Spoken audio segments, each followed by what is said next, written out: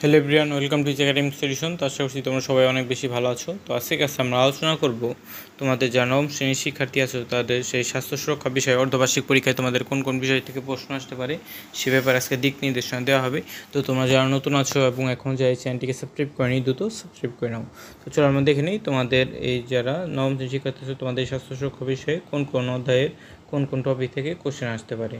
তো তোমরা হয়তো অনেকেই জানবে, কিন্তু তোমাদের যে অর্ধবার্ষিক পরীক্ষার সিলেবাস সেটা হচ্ছে 1 পৃষ্ঠা থেকে 58 পৃষ্ঠা পর্যন্ত। তার মানে দেখো এই 58 পৃষ্ঠায় পর্যন্ত মানে তোমার প্রথম, দ্বিতীয়, তৃতীয় এবং এই চতুর্থ অধ্যায় পর্যন্তই তোমাদের সিলেবাস। এই 4 অধ্যায়ের কোন কোন বিষয়গুলো তোমরা পড়লে পরীক্ষায় কমন পেতে পারো সে বিষয়ে আজকে কী করা হবে, আলোচনা করা হবে।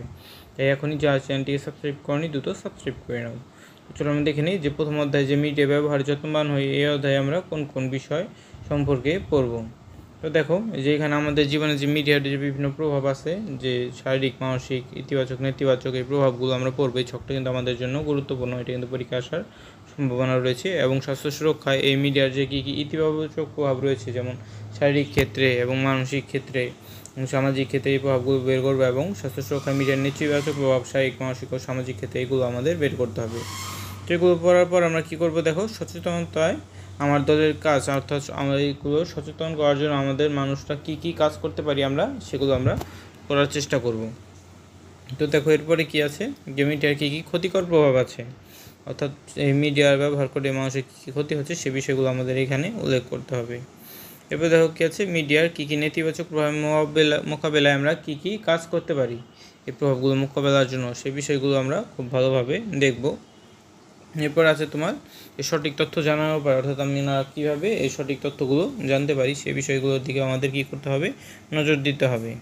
এরপর আছে মিডিয়ার প্রভাব প্রচারণায় আমাদের পরিকল্পনা, অর্থাৎ যে মিডিয়ার যে বিভিন্ন পরিকল্পনা এবং যারা সহযোগিতা প্রয়োজন এই বিষয়গুলো সম্পর্কিত যে ছকটা আছে এই ছকটা আমরা সবাই মিলে পূরণ করব। এরপরে দেখো কী আছে আমাদের, এই ছকটা গুরুত্বপূর্ণ না, এটা তোমার যে করতে হবে না। এরপরে দেখো যে এই ছকটাও তোমার লাগবে না, এই ছকটাও দরকার নেই। তো চলো এখন আমরা পরবর্তী অংশে চলে যাই। দ্বিতীয় অধ্যায়ের নাম হচ্ছে স্বাস্থ্য অধিকার চর্চায় সচেতন হয়ে এবং সহজে স্বাস্থ্যসেবা পাই।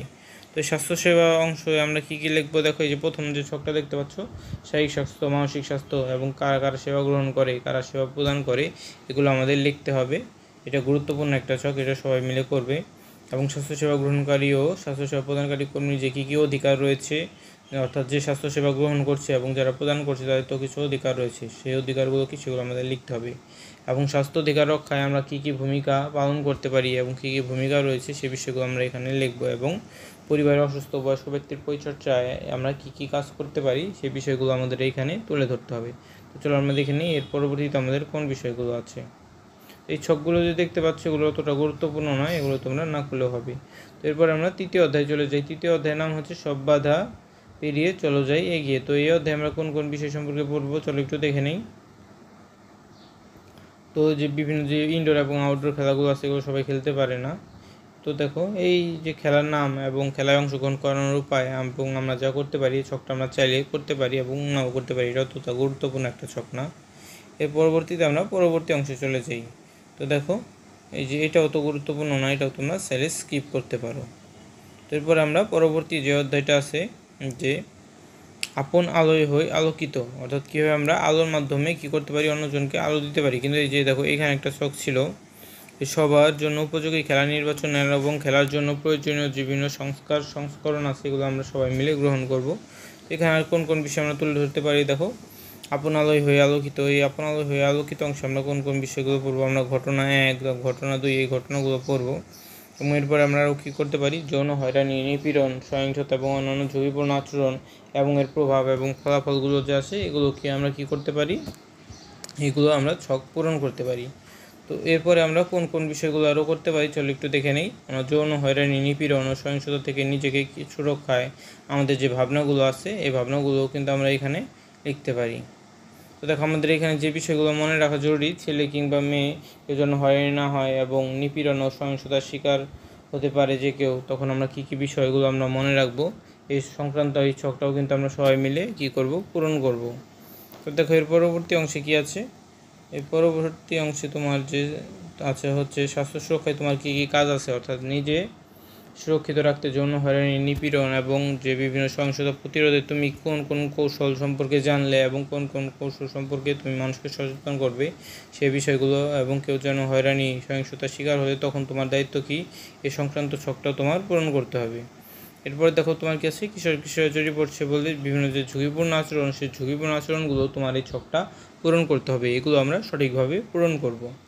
তো দেখো এরপর আছে যেসব ঝুঁকিপূর্ণ আচরণে নির্ভরশীলতা ও আসক্তি তৈরি হতে পারে, সে ঝুঁকিপূর্ণ আচরণগুলো আমরা এখানে কি করব, সর্ট আউট করব। এরপর আছে সুরক্ষায় আমাদের কাজ করতে, নিজেকে সুরক্ষিত রাখতে আমরা যে সকল পদক্ষেপ নিতে চাই এবং সহপাঠী এবং অন্য কেউ ঝুঁকিপূর্ণ আচরণ করে আমরা যে পদক্ষেপগুলো নিতে পারি সেগুলো আমাদের তুলে ধরতে হবে। এবং সুরক্ষা টিমের পরিকল্পনা, অর্থাৎ বন্ধুদেরকে সুরক্ষা প্রদান করতে আমরা কোন কোন পরিকল্পনা গ্রহণ করব সে সংক্রান্ত যে একটা ছক আছে সেটা আমরা সবাই মিলে পূরণ করব।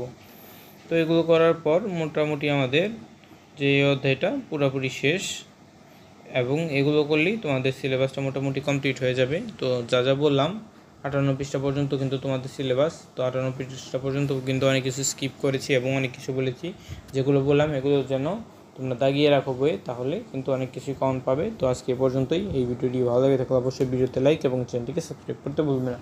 তো সবাইকে ধন্যবাদ জেনে আজকে এখানেই শেষ করছি। পরবর্তী ক্লাসে আমরা অন্য একটা বিষয় নিয়ে আলোচনা করব। ধন্যবাদ সবাইকে।